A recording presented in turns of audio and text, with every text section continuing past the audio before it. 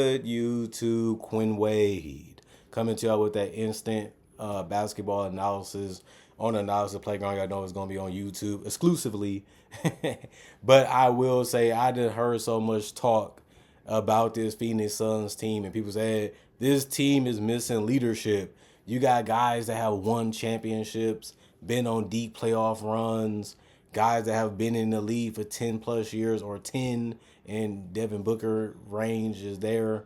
And you saying that they need leadership, they got a championship coach that has made deep runs and got it done.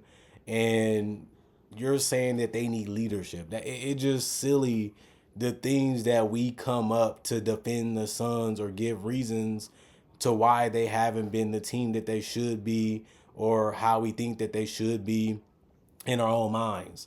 But this team in reality is just bad.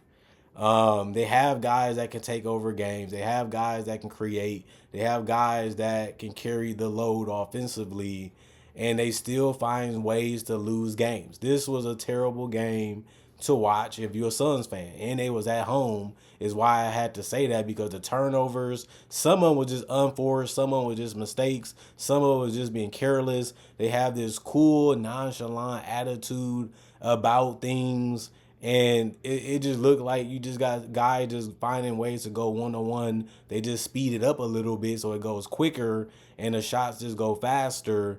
And it just don't look like they're playing team basketball. It just doesn't. And then defensively, like they're not even closing out with rebounds. Like guys are just out competing them and just out doing whatever the Suns don't want to do.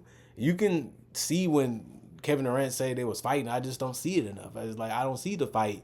I don't see the want. I don't see the will. I don't see the we got to snap out of this and it's going to start now mentality that they should have since they're not a playoff team and they're not a play-in team. Like who would have thought that the Phoenix Suns, with all the moves that they have made, with all the talent that they have, will be out of the play-in tournament. And that's where they at right now. So it's not a joke. It's reality. And I'm not gonna get mad because I'm not a Suns fan. It's just Kevin Durant is getting talked about every day for being a hired mercenary, not caring enough to want to win, not being the best defender, not being the best well-rounded player that he can be for this team. Obviously, they're going to say that because some people believe that he's the best player on the team. Obviously, some people said Booker was the best player on the team last year.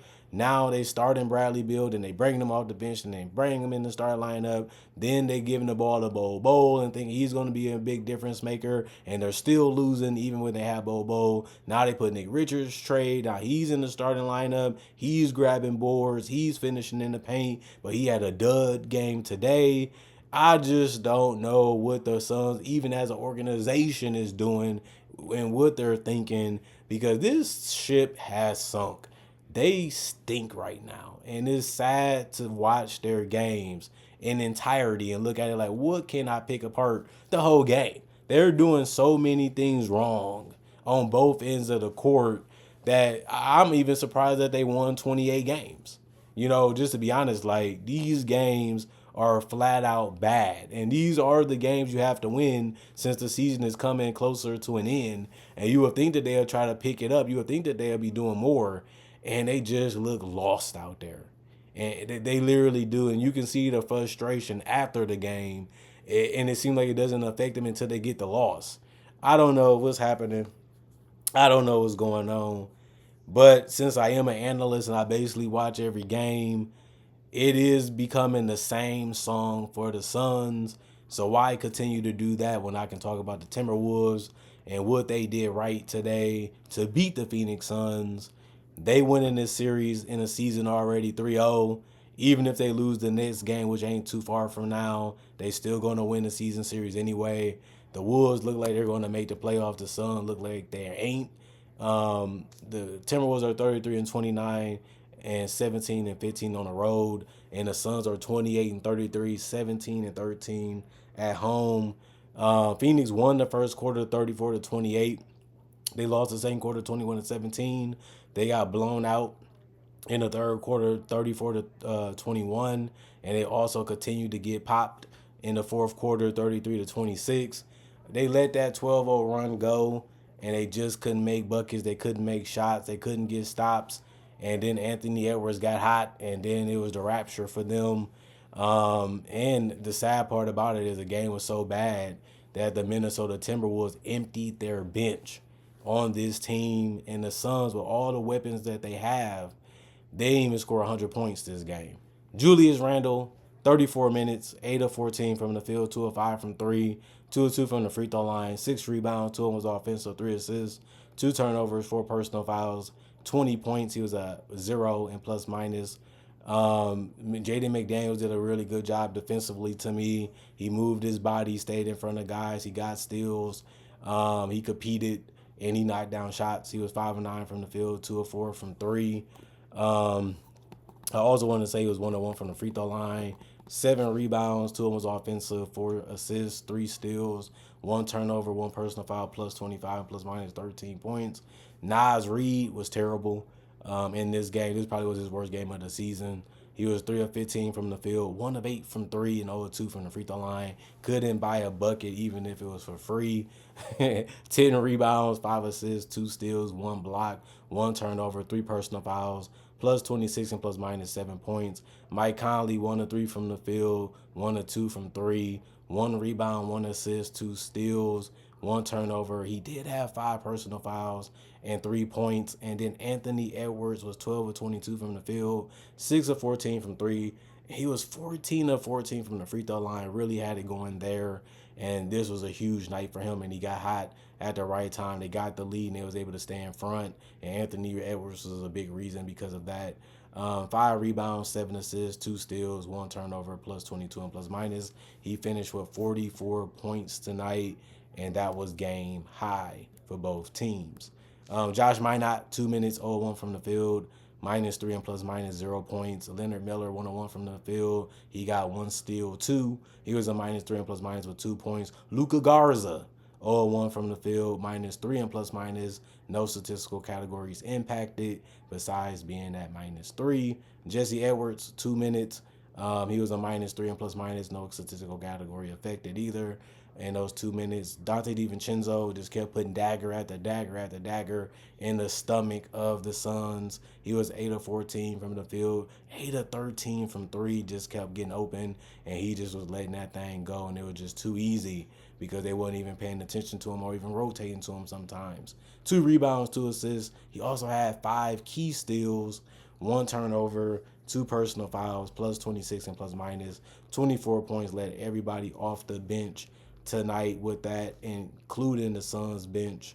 Nickeil Alexander-Walker got some open threes. He missed all of them. He was 0 of 3 from the three-point line, 0 of 6 from the field, 2 rebounds, 6 assists, 3 steals, 1 block, 1 turnover, 1 personal foul, plus 11 and plus minus. Jalen Clark, 1 of 3 from the field, 1 of 2 from 3, 2 rebounds, 1 of them was offensive, 1 personal foul, plus 4 and plus minus 3 points. Terrence Shannon Jr., 0 of 3 from the field, minus 4 and plus minus. And Rob Dillingham, 2 minutes, 0 of 2 from the free throw line, minus 3 and plus minus. And Joe Ingles did not play. Coach's decision, 39 of 92, 42% from the field, 21 of 52, 40% from 3, 17 of 21, 81% from the free throw line, 35 rebounds, 28 assists, 18 steals, 2 blocks, 8 turnovers, 17 personal fouls. And the Phoenix Suns, I'm not going to go on and on about them. They emptied their bench too. Kevin Wayne Durant, 26 points, 10 boards, so a double-double for him. He hasn't got enough of those this year. He only also had 4 assists. He did have 2 blocks, 4 turnovers, and 2 personal fouls. He was 3 of 7 at the free throw line. He missed 2 in a row in the fourth quarter, and he also missed some wide open shots throughout the game. So he finished 3 of 9 from 3 and 10 of 23 from the field. But he did have the best game for the Suns tonight, as a lot of people just didn't step up the way that they needed to beat a team like the Timberwolves. The Nick Richards game, he made no field goals, but he did make 4 free throws in a row, and he finished with 4 points. But he also had 8 boards, and 2 of them was offensive, and 2 assists and a block, 2 turnovers, 4 personal fouls. He's a minus 8 and plus minus. Bobo started knocking down some shots and still Didn't really have a huge game outside of rebounding. He was 4 of 9 from the field, 1 of 5 from three, 9 points, 11 rebounds. One of was offensive, 3 assists, -1 and plus minus. Bradley Beal, 8 of 15 from the field, 2 of 5 from three, 4 rebounds. Two of them was offensive, 3 assists, 4 turnovers, 3 personal fouls, -16 plus -18 points. And Devin Booker, 5 of 12 from the field, 3 of 7 from three, 4 of 4 from the free throw line, 4 rebounds, one of those offensive, 5 assists, 1 steal, 6 turnovers, 3 personal fouls, -26 and plus -17 points.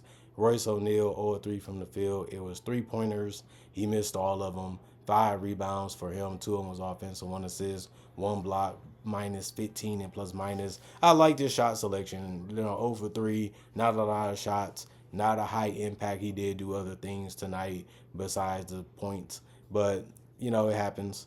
He didn't take enough attempts for this team to really miss it anyway. Even though they did need somebody to get hot off that bench, they didn't really have a bunch of guys that did a great job offensively tonight. Ryan Dunn, he was 2 of 6 from the field, 1 of 5 from three. Had some good looks and some bad ones, some chucks.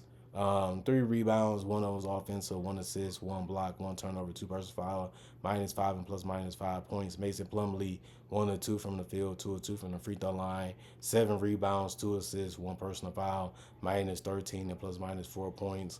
2 minutes, 1 assist, +3 and plus minus.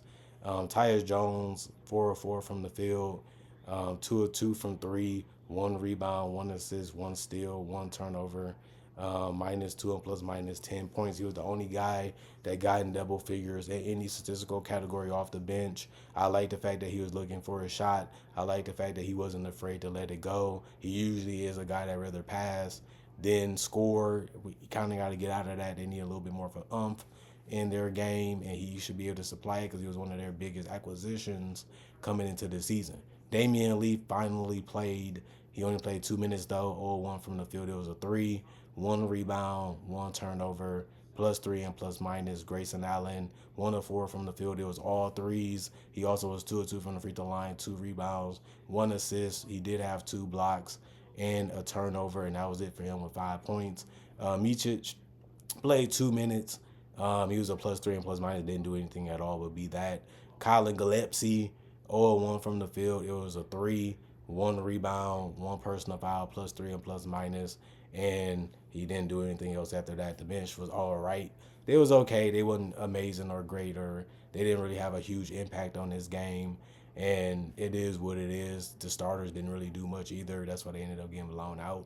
35 of 80, 43% from the field, 13 of 42, 31% from three, 15 of 19, 78% from the free throw line, 10 offensive rebounds, 57 rebounds total, 24 assists, 2 steals, 7 blocks, 20 turnovers, 16 personal fouls.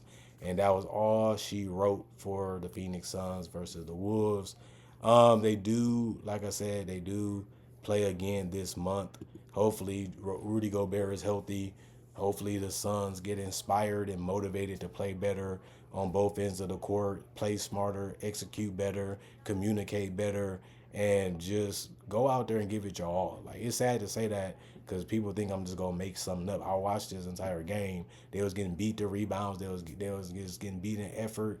They didn't go for blocks. They conceded baskets, and the effort is just not there. They just seem like they can win or they can lose, and they're gonna be cool within 2 hours after the game, and then they can lose again and have that same mentality, and it just looks like that's what they are as a team. Not saying that's what they are, but that's just how I feel when I'm watching them play, when I'm watching them warm up after wins and losses, and that's just not how you have to have that type of mentality if you really want to be a great team in this league. And even last year, you can make an argument that they was a good team, not a great team. And this year, they're just okay.